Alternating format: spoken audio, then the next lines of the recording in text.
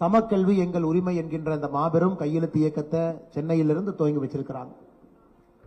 நாளை நம்முடைய தலைவர்கள் எல்லாம் தமிழகம் முழுவதுமே காலை 9 மணிக்கு அந்த கையெழுத்து இயக்கத்தை அந்தந்த மாவட்டத்தினுடைய தலைநகரத்தில் ஆரம்பித்து வைத்துவிட்டு மாவட்ட தலைநகரத்தில் ஆரம்பித்துவிட்டு பத்திரிகையாளர் சந்திப்பு நடத்துவாங்க. நாளை கிராமம் வரைக்கும் பாரதிய ஜனதா கட்சியினுடைய தொண்டர்கள் செல்ல இருக்கின்றார்கள். தொடர்ச்சியாக நாளையிலிருந்து பூத் அளவில் ஒரு பஞ்சாயத்து அளவில் ஒரு கிராமத்தில் பாரதிய ஜனதா கட்சியினுடைய தொண்டர்கள் பொதுமக்களோடு இணைந்து வீதி வீடாக சென்று கையெழுத்தை கலெக்ட் பண்ண ஆரம்பிப்பாங்க. நம்ம கொஞ்ச நேரத்துக்கு முன்னாடி நம்முடைய வெப்சைட்டை அண்ணன் பொன் ராதாகிருஷ்ணன் அவங்க துவங்கி வச்சாங்க. அதில் டிஜிட்டல் சிக்னேச்சர் போடுவதற்கான வாய்ப்பு இருக்கு. அந்த வெப்சைட் 6 மொழியில் இருக்கும். தமிழ் மொழியில் ஓபன் ஆகும், ஆங்கிலத்தில் இருக்கும், தெலுங்குல இருக்கும், கன்னடத்தில் இருக்கும், மலையாளத்தில் இருக்கும், ஹிந்தியில் இருக்கும். ஸோ இத்தனை மொழிகளில் அந்த வெப்சைட் இருக்கும். ஏன்னா தமிழகத்தில் கிட்டத்தட்ட கடந்த சென்சஸ் படி சற்றேறக்குறைய 11% மக்கள் மாற்று மொழி பேசுறவங்க நம்முடைய இந்த புண்ணிய பூமியில் இருக்கிறாங்க. அவங்க எந்த மொழியில் வேண்டுமானாலும் சென்று இந்த வெப்சைட் அக்சஸ் பண்ணி கையெழுத்து போடலாம். அவங்க டிஜிட்டல் சிக்னேச்சர் ஒரு கவுண்டா பதிவாகும். நம்ம டிரான்ஸ்பரன்சிக்காக அந்த வெப்சைட்ல தினமும் எத்தனை பேர் கையெழுத்து போட்டாங்க அப்படிங்கிற கவுண்டர் ஆரம்பிக்கும் போது 0ல இருந்து அதை நீங்க பார்க்கலாம். அதில் கவுண்டர் ஓடிக்கிட்டே இருக்கும். அதே நேரத்தில் நாம பிசிக்கலா வாங்கக்கூடிய கையெழுத்துக்கள் எல்லாம் நம்முடைய கட்சி அலுவலகத்திற்கு தொகுப்பாக அது வரும். நம்முடைய நோக்கம் மே மாத கடைசிக்குள்ள 1 கோடி கையெழுத்து வாங்கிய பிறகு நாம நேரடியாக அதை நம்ம ஜனாதிபதி மாண்புமிகு ஜனாதிபதி அம்மா அவங்க எடுத்துட்டு போய் தமிழகத்தினுடைய மக்கள் குரல் என்ன என்பதை சொல்ல நம்முடைய தலைவர்கள் இருக்கின்றார். நாளைக்கு காலையில் தமிழகம் முழுவதும் செல்லக்கூடிய நம்முடைய தலைவர்களுக்கு என்னுடைய நன்றிகளையும் வாழ்த்துக்களையும் இந்த நேரத்தில் தெரிவித்துக் கொள்கின்றேன். அன்பு சொந்தங்களே, அது மட்டும் இல்ல, இதை பாரதிய ஜனதா கட்சி எந்த அளவுக்கு கம்பீரமாக இதை எடுத்திருக்கின்றோம் என்றால், அன்பு நண்பர்கள் பத்திரிகை நண்பர்களுக்கு வருகின்ற 23ஆம் தேதி திருச்சிராப்பள்ளியில் ஒரு மாபெரும் பொதுக்கூட்டம், இதற்காக முதல் பொதுக்கூட்டம் மார்ச் 23ஆம் தேதி சாயங்காலம் திருச்சிராப்பள்ளியில் நடக்க இருக்கிறது. அதன் பிறகு அடுத்த பொதுக்கூட்டம் மார்ச் 29ஆம் தேதி திருநெல்வேலியில, அடுத்த பொதுக்கூட்டம் ஏப்ரல் 5ஆம் தேதி வெள்ளூர்ல, அடுத்த பொதுக்கூட்டம் ஏப்ரல் 12ஆம் தேதி காஞ்சிபுரத்தில், அடுத்த பொதுக்கூட்டம் ஏப்ரல் 19ஆம் தேதி சேலத்தில், அடுத்த பொதுக்கூட்டம் ஏப்ரல் 26ஆம் தேதி சென்னையில், மே 3ஆம் தேதி மதுரையில், கோயம்புத்தூர்ல மே 11ஆம் தேதி அனைத்து தமிழகத்தினுடைய மண்டல்கள், நம்முடைய பாரதிய ஜனதா கட்சியினுடைய மண்டல் இருக்கக்கூடிய பகுதிகளில் அந்தந்த நகரத்தில் பொதுக்கூட்டம் நடத்தப்பட இருக்கிறது. எனக்கு தெரிஞ்சு மே 11ஆம் தேதியே தமிழகத்தினுடைய குரலாக இந்த பொதுக்கூட்டத்தில் வரக்கூடிய மக்களுடைய எண்ணிக்கை, சாமானிய மனிதனுடைய குரலை பார்க்கும் பொழுது எனக்கு தெரிஞ்சு முதலமைச்சர் அவர்களே தன்னுடைய முடிவை மாற்றிக்கொண்டு விடுவார் என்கின்ற நம்பிக்கை எங்களுக்கு இருக்கு. இது ஒரு போட்டியாக நம்ம பொன்னார் ஐயா அவர்கள், ராஜா அண்ணன், தமிழிசேகா சொன்னது போல இது ஒரு போட்டியாக நாங்க எப்பவும் அரசியல் பண்ண விரும்பலைங்க. இது போட்டி கிடையாது. மக்களுடைய உணர்வுகளுக்கு மதிப்பளித்து அவர்களுக்கு 3வது மொழி படிப்பதற்கு ஆர்வம் இருக்கும் பொழுது அதை ஃபெசிலிட்டேட் பண்ணணும், எனேபிளிங் பண்ணணும் என்பதற்காகத்தான் அந்த இயக்கத்தை ஆரம்பிச்சிருக்கோம். இது அரசியல் ரீதியாக நாங்கள் யாரும் போட்டி போடல. மக்களுடைய எண்ணத்திற்கு நேர்மாறாக ஆட்சியாளர்கள் இருக்கின்றார்கள் என்பதை இந்த கையெழுத்து இயக்கம் மூலமாக ஒரு சமுதாய பணியாக பாரதிய ஜனதா கட்சி எடுத்துட்டு போறோம். நிச்சயமாக இதில் எங்களுக்கு வெற்றி கிடைக்கும் என்கின்ற முழு நம்பிக்கை இருக்கு. தமிழக மக்கள்கிட்ட அன்பான வேண்டுகோள், உங்களுடைய குழந்தைகளுடைய எதிர்காலம் சம்பந்தப்பட்ட ஒரு முக்கிய நிகழ்வு, ஒரு பெரிய வாய்ப்பு. ஏன்னா அரசியல்ல வாக்கு மூலமாகத்தான் மாற்றம் வரும் என்பது தெரிந்திருந்தாலும் அந்த வாக்கு செலுத்துவதற்கு முன்பு எதற்காக வாக்கு செலுத்துகின்றோம் என்பதற்காகத்தான் இந்த இயக்கத்தை நாம் ஆரம்பிச்சிருக்கிறோம். மே 2026 புது ஆட்சி இங்கே வரும் பொழுது இந்த கல்விக் கொள்கை என்பது உங்களுடைய அடிப்படை விஷயமாக உங்களுக்கு கொடுக்கப்பட வேண்டும். அது தேசிய ஜனநாயக கூட்டணி நிச்சயமாக தமிழகத்தில் 2026 ஆட்சியில் அமையும் பொழுது அது நடக்கும். அதற்கு நீங்க இந்த கையெழுத்து இயக்கத்தில் அன்பான எங்களுடைய வேண்டுகோள், நீங்க பங்கேற்கணும், நீங்க கையெழுத்து போடணும். குறை நிறைகள் இருக்கும் பொழுது நம்முடைய தொண்டர்கள் வீட்டுக்கு வரும்போது சொல்லணும். நம்முடைய வெப்சைட்ல நீங்க டிஜிட்டல் சிக்னேச்சர் போடும் பொழுது உங்களுடைய ஃபீட்பேக், கமெண்ட், கருத்துக்கள் எதிர்ந்தாலும் நீங்க பதிவு செய்ய வேண்டும் என்று அன்போடு கேட்டுக்கொள்கின்றோம். இது கையெழுத்து இயக்கத்தை பற்றி உங்களுக்கு பத்திரிகை நண்பர்களுக்கு நாங்கள் சொல்லக்கூடிய செய்தி. இதை தாண்டி உங்களுக்கு கேள்விகள் இருக்கும். இன்னைக்கு அனைத்து கட்சி கூட்டம் நடந்திருக்கிறது. அந்த கேள்விகள்லாம் கேளுங்கன்னு பதில் சொல்றோம். நன்றி, வணக்கம்.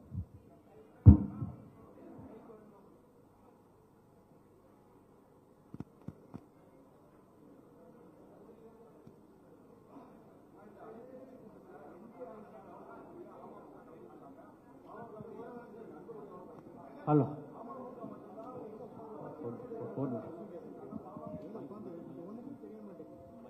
இல்லைங்கண்ணா, கலந்து கொள்வதற்கு எல்லா கட்சிகளுக்கும் உரிமை இருக்கு. சில கட்சிகளுக்கு தெளிவு வேண்டும் என்று நினைக்கின்றார்கள், அந்த கூட்டத்துக்கு போறாங்க, முதலமைச்சர்கிட்ட தெளிவு கேட்கிறாங்க. அம்மா மக்கள் முன்னேற்ற கழக கட்சியினுடைய யார் அன்னைக்கு பங்கேற்றாங்களோ அவங்க கேட்டிருக்கிறாங்க. அடிப்படையில தொகுதி மறுசீரமைப்பு பத்தி யாருமே பேசல. எதற்காக இந்த கூட்டம், என்ன என்ன ரீதியிலான கூட்டத்தை நடத்துறீங்க? இன்னைக்கு அந்த முதலமைச்சர் அவருடைய உரையை பார்க்கும் பொழுது மாண்புமிகு முதலமைச்சர் அவர்கள் 2 கருத்துக்களை முன் வச்சிருக்கிறாங்க. 543 மக்களவை உறுப்பினர்கள் அது மாற்றப்படாமல் அப்படியே 543 இருந்தா தமிழகம் 8 பாராளுமன்ற உறுப்பினர்களை இழக்க வேண்டி இருக்கும். 39க்கு பதிலாக 31. முதலமைச்சருடைய முதல் கருத்து. ஒருவேளை மக்கள் தொகை அடிப்படையில் புதிய பாராளுமன்ற உறுப்பினர்களுடைய எண்ணிக்கை நிர்ணயம் செஞ்சாங்கன்னா அது 848 மாறும் பொழுது, 543 என்பது 848 மாறும் பொழுது தமிழகத்திற்கு கிடைக்க வேண்டிய புதிய 22 உறுப்பினர்களுக்கு பதிலாக நமக்கு 10 தான் கிடைப்பாங்க, அதுல 12 இழந்து விடுவோம் அப்படிங்கிறது முதலமைச்சருடைய கருத்து. மாண்புமிகு முதலமைச்சருக்கு மிக நன்றாக தெரியும். அதே கூட்டத்தில் காங்கிரசினுடைய தமிழகத்தினுடைய தலைவர் அண்ணன் செல்வ பெருந்தை அவர்கள் அந்த கூட்டத்தில் பங்கேற்றிருக்கிறார். அதிகாரப்பூர்வமான நிலைப்பாடு மக்கள் தொகை அடிப்படையில் நிர்ணயம் செய்ய வேண்டும் என்பது காங்கிரஸ் கட்சியினுடைய அடிப்படை நிலைப்பாடு. அதை பாரத பிரதமர் நரேந்திர மோடி ஐயாவே எதிர்த்திருக்கிறாங்க. மக்கள் தொகை அடிப்படையில் பாராளுமன்ற உறுப்பினருடைய எண்ணிக்கை நாம் கொண்டு வர போவதில்லை என்பதை தெளிவாக சொல்லியிருக்கிறாங்க. காரணம், நம்மை போன்ற மாநிலங்கள், தமிழ்நாடு உட்பட நம்முடைய கேரளா, கர்நாடகா, நாம் எல்லாம் மக்கள் தொகையை கட்டுப்படுத்தி இருக்கின்றோம். எங்களுக்கு இன்னும் புரியவில்லை, எங்களுடைய தலைவர்கள் எல்லோருக்குமே எதற்காக இந்த அனைத்து கட்சி கூட்டம் நடத்தப்பட்டதுன்னு எங்களுக்கு தெரியல.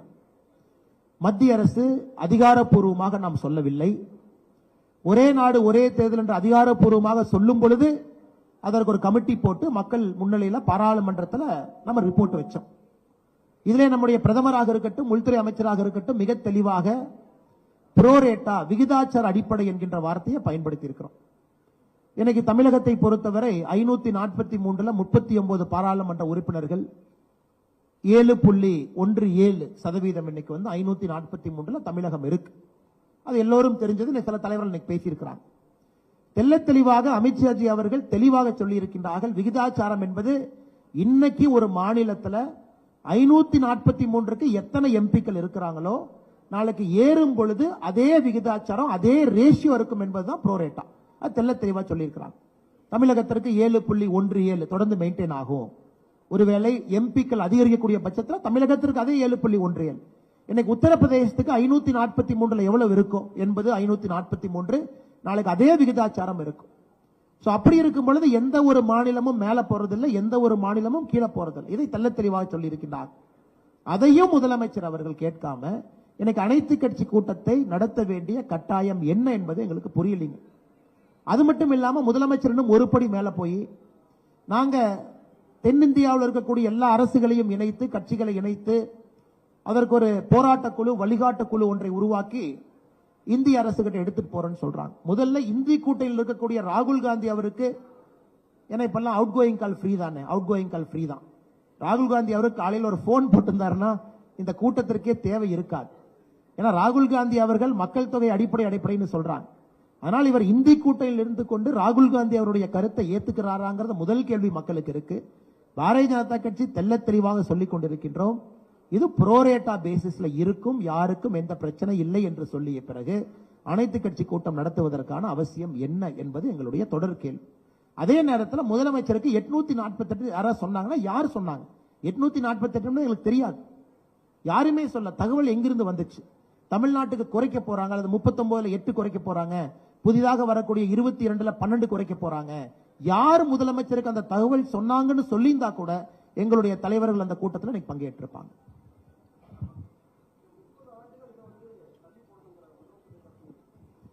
இன்னைக்கு முதலமைச்சர் அவர்கள் எவ்வளவு சூசகமா அந்த அறிக்கை எழுதுறாருன்னா, 2000ல் எங்களுடைய பாரதிய ஜனதா கட்சி, தேசிய ஜனநாயக கூட்டணி, ஐயா அடல் பிகாரி வாஜ்பாய் அவர்கள் தான் தள்ளியே போட்டாங்க.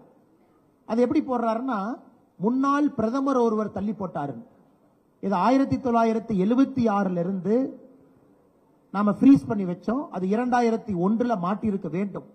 அன்னைக்கு அடல் பிகாரி வாஜ்பாய் அவர்கள் இன்னைக்கு வேண்டாம், இதை இன்னும் 25 ஆண்டுகள் தள்ளி வைப்போம் என்று இந்திய மக்களுக்கு, தமிழக நம்ம அன்பு சொந்தங்களுக்கு அன்னைக்கு ஆதரவாக இருந்தது அடல் பிகாரி வாஜ்பாய் அவர்கள் 2000. அன்னைக்கு நம்முடைய ஆட்சி செய்யல. 25 ஆண்டுகள் தள்ளி போட்டு அதான் 2026 முடிவுக்கு வருது. அப்படி இருக்கும் பொழுது அந்த அறிக்கையில அடல் பிகாரி வாஜ்பாயோட பேரை சொன்னா குறைஞ்சிருவாரா? இன்னைக்கு முதலமைச்சர் பேசியிருக்கக்கூடிய பேச்சுல, அறிக்கையில ஏன் அடல் பிகாரி வாஜ்பாய் அவர்கள் தான் 2000 செஞ்சாங்க கூட ஏன் சொல்ல மாட்டாரு? அந்த அளவுக்கு அரசியல் காழ்ப்புணர்ச்சி முதலமைச்சர் அவருக்கு இருக்கா? முதல் கேள்வி. இரண்டாவது, எனக்கு 2026 உங்களுக்கு தெரியும், நாம் பேசுவது 30 ஆண்டுகளுக்கு இவங்க தள்ளி போடணுங்கிறாங்க. இன்னைக்கு இருக்கக்கூடிய திமுக பிரச்சனை இல்லைங்கன்னா அந்த எம்பிக்கள் கீழே போக மாட்டாங்க. வேலை செய்யணும்னு நினைக்கக்கூடிய எம்பிக்கள் 30 லட்சம் பேர், 40 லட்சம் பேருக்கு ஒரு எம்பி இருக்கிறாங்க. இன்னைக்கு நாம் சொல்வது புதிய எண்ணிக்கை வந்தாலும் அதே விகிதாச்சார அடிப்படையில் தமிழகத்திற்கு அதிக எம்பிக்கள் கிடைப்பாங்கன்னு சொன்ன பிறகு என்ன பிரச்சனை? அதனால் சம்பந்தமே இல்லாம 30 ஆண்டுகள் தள்ளி போடணும், இது செய்ய வேண்டாம். தென்னிந்தியாவில் இருக்கக்கூடிய எல்லா கட்சிகளையும் இணைத்து போராட்ட குழுவை உருவாப்போம். இது முதலமைச்சர் பேச வேண்டிய பேச்சா? நேற்று பொன்னாரையா பத்திரிகையாளர் சந்திப்பில் சொன்னாங்க, கிட்டத்தட்ட முதலமைச்சர் கிளர்ச்சி தான் ஏற்படுத்தல, இந்த ரெவல்யூஷனரி மாதிரி எதுவும் பண்ணல. இந்த நக்சலைட்ஸ் எல்லாம் பண்ணுவாங்க, மத்திய அரசுக்கு எதிராக கிளர்ச்சி செய்வோம், அந்த அளவுக்கு தான் முதலமைச்சருடைய கடிதம் இருக்கு. ஆனால் பொறுப்பான ஒரு பதவியில் இருக்கக்கூடிய முதலமைச்சர் அவர்கள் இன்று நடத்தி இருக்கக்கூடிய அனைத்து கட்சி கூட்டம் என்பது நிச்சயமாக முகம் சுளிக்க வைக்கிறது. எத்தனையோ பிரச்சனை இருக்கு, அதெல்லாம் பேசல. பெண்களுக்கு எதிரான பாலியல் குற்றம் பேசல, தமிழகத்தில் டாஸ்மார்க் சாராயம் அதை பத்தி பேசல, அடிப்படை லஞ்ச லாவண்யம் அதிகமா இருக்கு அதை பத்தி பேசல. இத்தனை விஷயத்தை பேசாம சம்பந்தமே இல்லாத ஒரு விஷயத்தை பேசுவதற்கான காரணம் என்ன? அதுவும் நாங்கள் கேட்கக்கூடிய தொடர் கேள்வியா இருக்குங்க.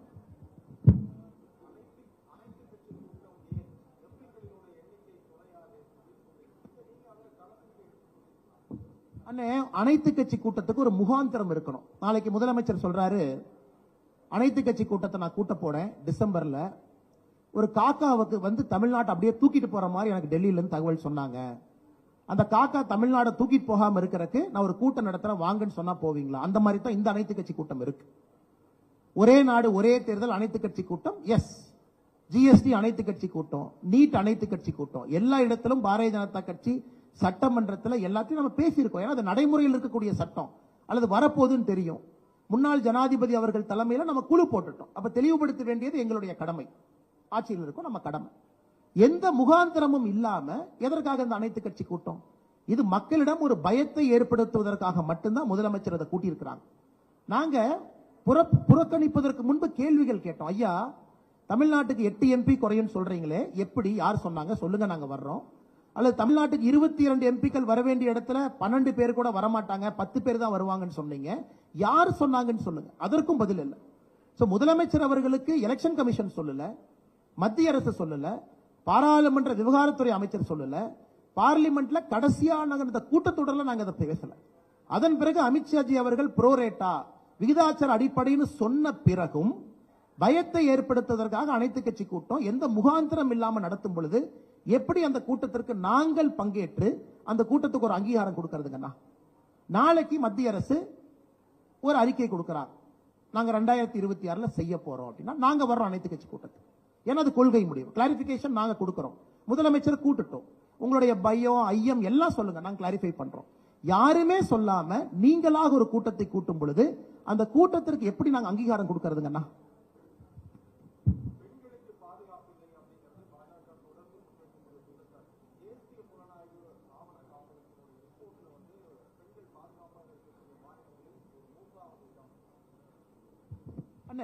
அதே என்சிஆர்பியினுடைய டேட்டா 2022 டேட்டா எடுத்துக்கிட்டீங்கன்னா, ஏன்னா 2023, 24 டேட்டா என்ன வெளியே வரலீங்கன்னா, பெண்களுக்கு எதிராக குழந்தைகளுக்கு எதிராக திராவிட முன்னேற்ற கழகத்தினுடைய முதல் ஆண்டு 8.9% கிரைம்ஸ் அதிகமாக இருக்கு. 2021க்கும் 22க்கும் 23, 24 ரிப்போர்ட் வரலீங்கன்னா, அடிப்படையில் கிரைம் ரெக்கார்டு எடுத்து பார்த்தீங்கன்னா பெண்களுக்கு எதிரான குற்றங்கள் அதிகமாகிட்டு இருக்கு. நான் சொல்லிங்க, தமிழ்நாட்டினுடைய ஏடிஜி லா அண்ட் ஆர்டர் அவர் ஒரு பத்திரம் எழுதுறார், கடிதம் எழுதுறார் ஒரு மாதத்திற்கு முன்பு.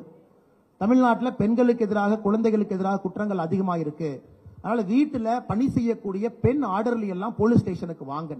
ஏடிஜி லா அண்ட் ஆர்டரை அக்னாலேஜ் பண்றாரு. தமிழ்நாட்டில் பெண்களுக்கு எதிராக குழந்தைகளுக்கு எதிராக குற்றங்கள் அதிகமாக இருக்கும் பொழுது இவர்களாக ஒரு இதை இன்வென்ட் பண்ணலாங்கன்னா, சாமானிய மனிதர்கள் பேசும் பொருள் பெண்களுக்கு எதிராக குற்றம் அதிகமாக இருக்கு, குழந்தைகளுக்கு எதிராக குற்றம் அதிகமாக இருக்கு. இதை நாங்கள் தொடர்ந்து பேசுவோம்.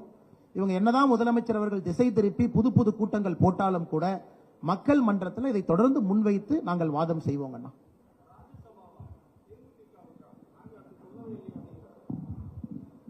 ஆனா எங்களுக்கு தெரியாதுங்கண்ணா, 2 கட்சிகள் என்ன பேசினாங்க, 2 கட்சிகள் என்ன முடிவு செஞ்சாங்க, 2 கட்சிகளுக்குள்ள என்ன ஒப்பந்தம் போட்டாங்க.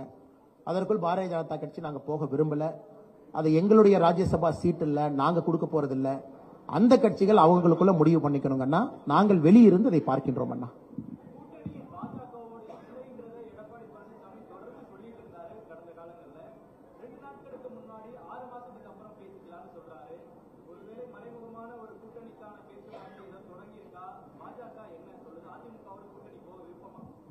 மறைமுகமாக நாங்கள் யாருக்கிட்டையும் பேசல. நேர்படையாக இருக்கக்கூடிய கட்சி எங்களுக்கு தேசிய ஜனநாயக கூட்டணி 2024 வலிமையான ஒரு கூட்டணி. நீங்க பாத்தீங்க, நேற்று அண்ணன் டிடிவி தினகரன் அவர்கள் என்னோட ஒரு நிகழ்வில் பங்கேற்கிறாங்க பொள்ளாச்சி பகுதியில். நேற்று அவங்க அறிவிச்சாங்க 2026 எங்கள் பயணம் தேசிய ஜனநாயக கூட்டணி பாஜகவோட தான் இருக்கும். இருந்தாலும் நாளைக்கு நாங்க அனைத்து கட்சி கூட்டத்துக்கு போறோம், எங்க கருத்தை நாங்க வைக்க போறோம் அப்படின்னு ரொம்ப தெள்ள தெளிவா கிளாரிஃபை பண்ணாங்கன்னா. எங்களை பொறுத்தவரை அதிமுக இன்னைக்கு எதிர்கட்சியா இருக்கிறாங்க. அதை எதிர்கட்சி தலைவர் அண்ணன் எடப்பாடி பழனிசாமி அவங்க என்ன சொல்லியிருக்கிறாங்க, ஓட்டுக்களை சிந்தாம செதறாம அப்படின்னு ஒரு கருத்தை வச்சிருக்கிறாங்க. எதிர்கட்சி தலைவராக அவருடைய வாதம் சிந்தாம செதறாம ஓட்டுக்களை ஒருங்கிணைக்கக்கூடிய வேலை இருக்கு அப்படின்னு சொன்னாங்க. பாரதிய ஜனதா கட்சியை பொறுத்தவரை தேர்தல் எப்பவோ இருக்குதுங்கன்னா, தேர்தலுக்கு இன்னும் 1 வருடம் இருக்கு. கட்சி அடிப்படை வேலை பார்த்து கொண்டிருக்கின்றோம், அதிலே வேகம் எடுத்துக் கொண்டிருக்கின்றோம். கையெழுத்து இயக்கம் எல்லாமே நேரமும் காலமும் வரும்பொழுது பேசுவாங்கன்னா, தேசிய ஜனநாயக கூட்டணி எப்படி இருக்கும், இதில் எப்படிப்பட்ட தலைவர்கள் இருப்பாங்க, எந்தெந்த கட்சிகள் அங்கம் வகிப்போம், அதற்கான நேரம் வரும்போது இதை பத்தி நம்ம பேசுவோங்கண்ணா. சாம் சார் சொல்லுங்க.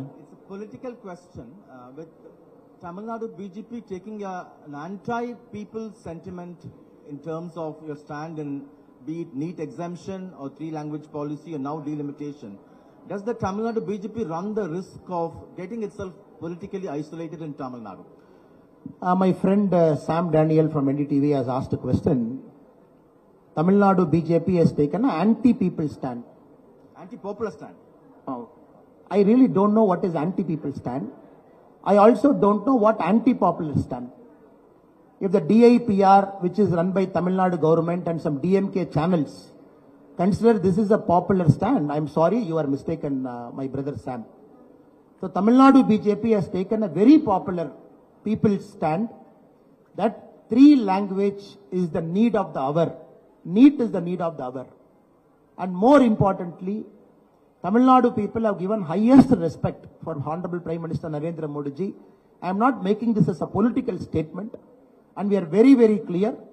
Come May end, we will reach our target of 1 crore signature, and it will be a resounding success. That is why we have announced our public meeting and gatherings also. And you will see what is popular, what is not popular post May month. Would the central government be willing to now bring about a constitutional amendment if they seriously mean that the government is committed to ensure continuation of the present MP's proportions in all states? Sir, you are a very senior journalist. I am not. You are a very seasoned journalist also, sir. Right now, the Article 81 of the Indian Constitution, it talks about 543, it talks about population, it talks about 1971 census. When the time comes in the parliament, when the NDA, BJP, when our leaders have to announce the change in demarcation of new boundary, the increase in numbers, whenever the announcement has to happen, that point of time, like one nation, one election, how we have very clearly spelled out what is there, 100% we will spell out. Right now, Amit Shah ji has gone one step further, even before the announcement, to say it will be a pro rata. That is to clarify to any political party that is trying to create any other fissures in our Indian Democratic Republic. So we are very clear, when the time comes, when the central government announces it to the Indian public, it will be made exactly like how we have made one nation, one election. One more question. When the central government claims that the Prime Minister loves Tamil, is it also not important to name, for example, trains running through Tamil Nadu in Tamil, to name the flagship programs of the central government? At least some of them, you take turns. One name can be in Tamil, one can be in Telugu, one in Malayalam. Ban naming all of them in Hindi, which is being perceived as Hindi imposition in Tamil Nadu? Isn't that very No, important? sir, I only request our Honorable Chief Minister of Tamil Nadu to travel in Rani Velu Nachiyar Express. We will give him a free ticket. Tamil Nadu BJP will book a free ticket for our Honorable Chief Minister, Mr. M.K. Stalin Ayya. And many trains are named. Many trains are named the Tamil icons, including Rani Velu Nachiyar Express, Shivaganga. There is a Sengol Express train which runs during the Kasi Tamil Sangam. It was launched. And why is the Tamil Nadu Honorable Chief Minister not looking at that kind of trains? These are And exemptions, second, sir. These are I'm just coming, sir. exemptions. Second, when the Honorable Chief Minister says, when the Parliament, when Sengol was installed, the DMK had the audacity not to enter the Parliament during the Sengol installation also. That is their highest extent to which they have ill-treated Tamil culture. To what respect the current Chief Minister is talking about Tamil pride? When Sengol was installed in Tamil Nadu, why the Tamil Nadu Chief Minister did not send his MPs to attend it? In fact, they issued a statement that they are condemning Sengol installation. One of their alliance MPs went to the extent of saying, we are bringing monarchy back. Like Chola dynasty, we are bringing monarchy back. Nowhere he has honored. When Kasi Tamil Sangamam, when all the 3 times the Honorable Minister Dharmendra Pradhanji has extended a personal invite to Tamil Nadu Chief Minister through M.K. Stalin, neither did he attend, nor did he send one of his representatives to Kasi. When Saurashtra Tamil Sangam, when the Honorable PM personally extended invite to Honorable Tamil Nadu Chief Minister, he did not go. So nowhere he goes, and then he sits inside and talks about Tamil pride.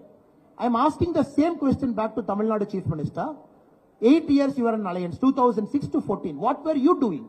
Did you bring one train named after a Tamil icon? Why you did not start a Kasi Tamil Sangamam? Why you did not focus on Sengol? Right now, the Central Institute of Classical Tamil, it's translating Tirukkural into 100 world languages. They have completed 53. In the last Kasi Tamil Sangamam, 23 of our Sangha Ilakkiyam is translated to Hindi. Why is Tamil Nadu Chief Minister not looking at that?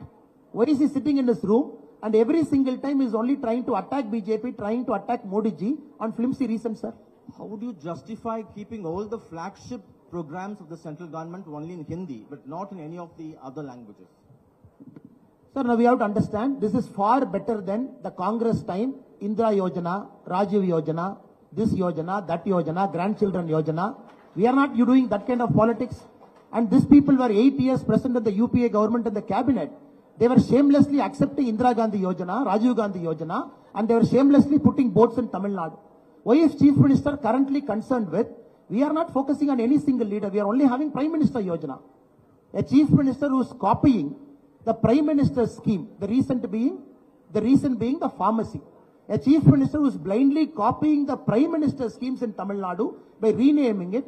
I don't think he has got any right to comment on the central government's program. But do you think it's time the BJP at least could bring about changes to make sure names of all, flagship programs are named in all languages, not just in Hindi? Do you think they should make a beginning now?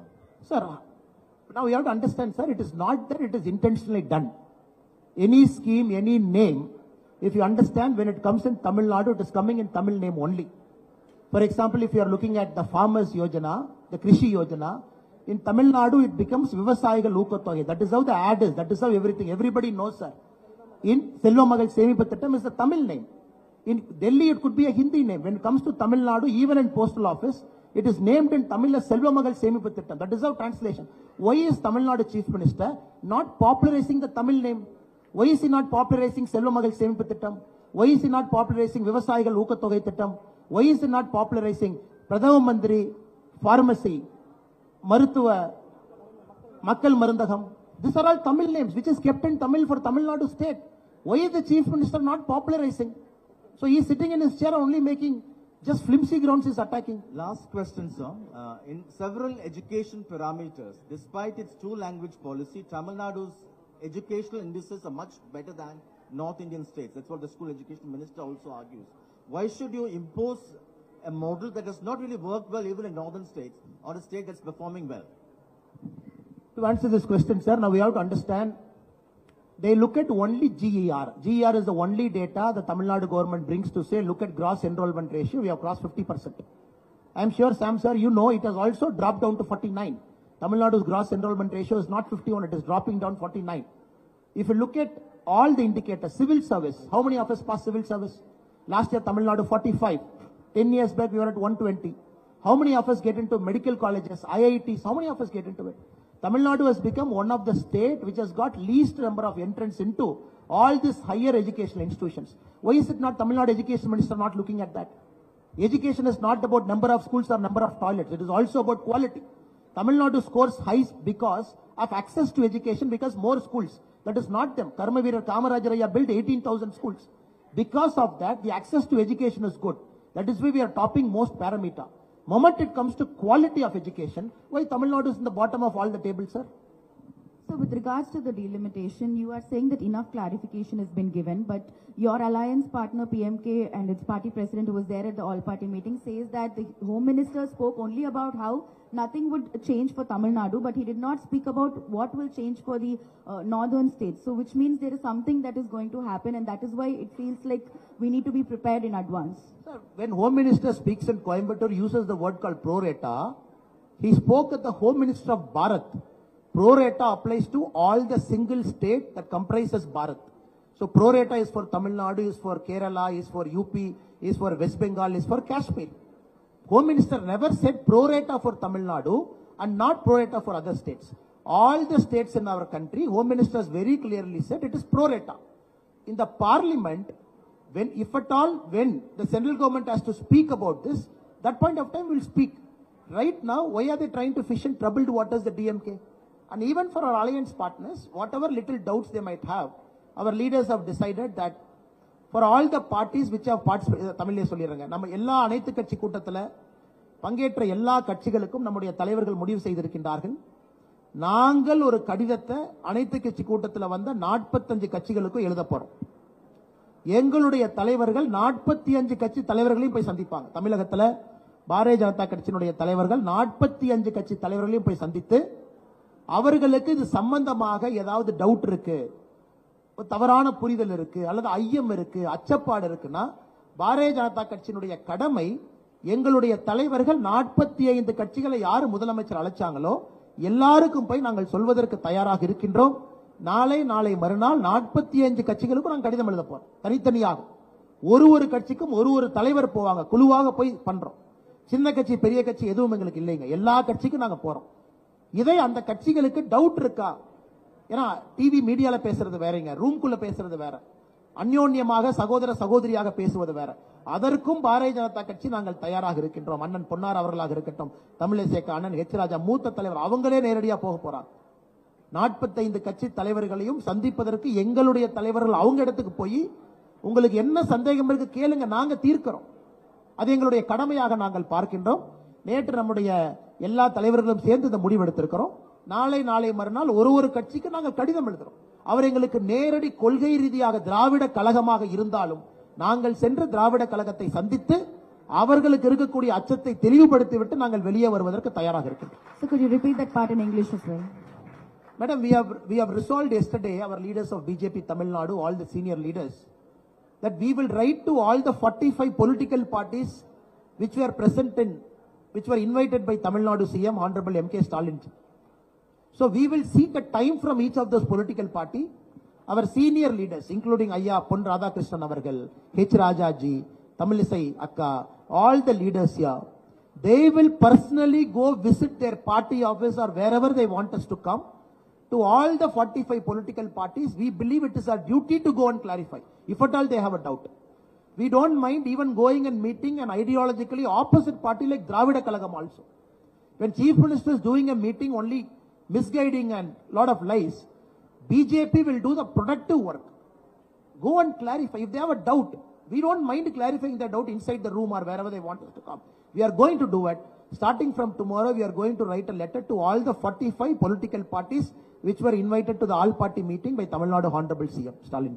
So you had mentioned about who, broke this information about 848 seats in the parliament, but the MPs who were there present in the new parliament building say that there are 848 seats that is inside the parliament building, and that is why, they feel like this is a threat that is incoming. Then that they have to be proactive. This is where it is coming, madam. Tamil Nadu CM must have sent DMK MP கிட்ட கொடுத்த முதல் வேலை என்னவா இருக்கும்னா போய் ஒரு சீட்டா எண்ணிட்டு வாங்கன்னு சொல்லியிருப்பாங்க. சோ ஒரு திமுக MP உட்கார்ந்து 1 2 3 4 848 எண்ணி முதலமைச்சருக்கு அறிக்கை கொடுத்திருக்காங்க. Madam, we have to understand, அதே போல நம்முடைய முன்னாள் முதலமைச்சர் ஐயா ஸ்டாலின் கலைஞர் கருணாநிதி அவர்கள் புதிய சட்டசபை ஒன்று கட்டினாங்க. அந்த சட்டசபை 234க்கு தான் போடப்பட்டதா? அந்த சட்டசபை பெருசா தான் போட்டாங்க, நம்ம பயன்படுத்தல. வேற நாங்களும் போய் எல்லாத்தையும் கவுண்ட் பண்ணிட்டு 421க்கு சீட்டு போடலாம், அப்ப 421 அதிகமாகுமா நான் கேட்கலையே. ஒரு பாராளுமன்றத்தை கட்டும் பொழுது அதை பெரிதாக கட்டுவது வாடிக்கையான. இந்த பழைய பார்லிமெண்ட் 100 வருஷம், 1921 இருந்து 2024 100 வருஷம் தாண்டிட்டு. இன்னைக்கு அந்த புதிய பார்லிமெண்ட்டும் அடுத்த கட்டத்திற்காக கட்டப்பட்டிருக்கு. அந்த 848 சீட்டை யாரு என்னங்கன்னு எனக்கு தெரியலீங்க. அது எந்த நேரத்தில் எந்த நம்பர்னு சொல்லும் பொழுது அதற்கான கிளாரிபிகேஷனை கொடுக்க வேண்டியது எங்களுடைய கடமை, நாங்கள் கொடுக்கிறோம். So with respect to both delimitation and the three language policy issue, Kamal Hassan says this is an attempt by the Union BJP government to make it Hindiya. The great Kamal Hassan ji, who is a fantastic actor, is trying to get his Rajya Sabha seat confirmed today.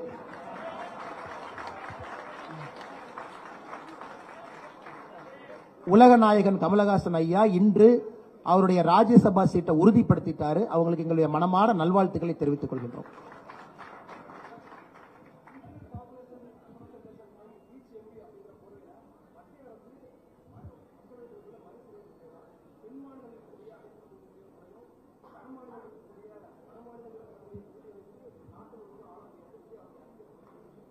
ஆனா சகோதரர் விஜய் அவங்க என்ன சொல்லி இருக்கிறாங்கன்னா, எல்லாமே பொம்மைகள் மாதிரி உட்கார்ந்து இருக்கிறாங்க, எதுக்காக எம்பி?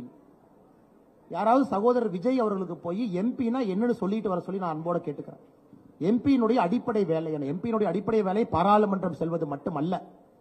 அவருடைய அறிக்கையில் என்ன சொல்லியிருந்தாங்க, பொம்மைகளை போல் எம்பிக்கள் அமர்ந்திருக்கின்றார்கள், எதிர்க்கட்சி நாற்காலியில் எம்எல்ஏக்கள் அமர்ந்திருக்கிறாங்க, எதுக்கு அதிகப்படுத்தணும், 543 போதும் அப்படின்னு அவர் நினைக்கிறார். யாராவது சகோதரர் விஜய் அவருக்கு போய் சொல்லணும், 8.5 கோடி மக்கள் தொகை இருக்கக்கூடிய யூகேல 650 எம்பிக்கள் இருக்கிறாங்க ஹவுஸ் ஆஃப் காமன்ஸ்ல. இன்னைக்கு இவங்க பேசுறாங்க அமெரிக்காவை பத்தி. இன்னைக்கு ஒருத்தர் தலைவர் சொன்னாங்க, அமெரிக்கா ஒரு விசித்திரமான ஒரு ஜனநாயகம். 1776 முடிவு பண்ணிட்டாங்க, எல்லா மாநிலத்துக்கும் 2. நீ பெரிய மாநிலமா இருந்தால் 2 செனட்டர், சின்ன மாநிலமா இருந்தால் 2 செனட்டர். இன்னைக்கு ஒருத்தர் கேட்கிறாரு எல்லாத்துக்கும் 2 கொடுக்கலாம், அப்பனா 38 × 2 76 எம்பி மட்டும் வச்சுக்கலாம். இந்த மாதிரி விசித்திரமான ஐடியா எல்லாம் சொல்றாங்க. அமெரிக்கால மட்டும் மாநிலத்துக்கு 2, அவங்களுக்கு மட்டும் மொத்தம் 100 இருக்கிறாங்க. 50 × 2 100. நமக்கு மட்டும் எதுக்காக இப்படி பண்றீங்க?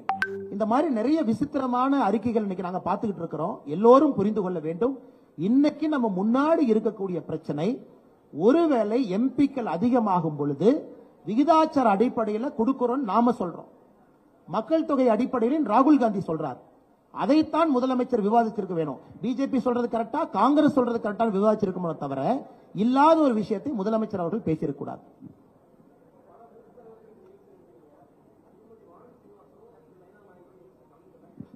ஆனா வானதி அக்கா வந்து கோயம்புத்தூர்ல இருக்கிறாங்க. அக்கா நேற்று எல்லாருமே நம்முடைய கோர் கமிட்டியில் இருந்தாங்க. அக்கா அவர்களுக்கு வந்து இன்னைக்கு அவங்க தொகுதி வேலை இருக்கு. அதே போல நயினார் அண்ணா அவர்களுக்கும் வேலை இருக்கு. காலையில எல்லாம் மீட்டிங்ல இருந்தாங்கன்னா, சோ நயினார் அண்ணா அவர்கள் நாளைக்கு அவருடைய பகுதியில், திருநெல்வேலி பகுதியில் அந்த நிகழ்ச்சியை எடுத்துட்டு போவாங்க. எல்லா தலைவர்களும் ஒரு பகுதியில் எடுத்துட்டு போவாங்கண்ணா. So yesterday you had said that Home Minister Amit Shah is coming back again and a lot of changes are going to come. What kind of changes? No, madam. The question was, every time Home Minister comes, is there a change? Home Minister sir is coming on 6th of March, is coming for a CISF, Central Industrial Security Force, is coming for a government program, and there is no public reception, no public program. Is landing in Ranipet area, is landing in a base, and then he will attend that program, he will fly back. நன்றிங்கண்ணா, எல்லா பத்திரிகை நண்பர்களும் சிறப்பு.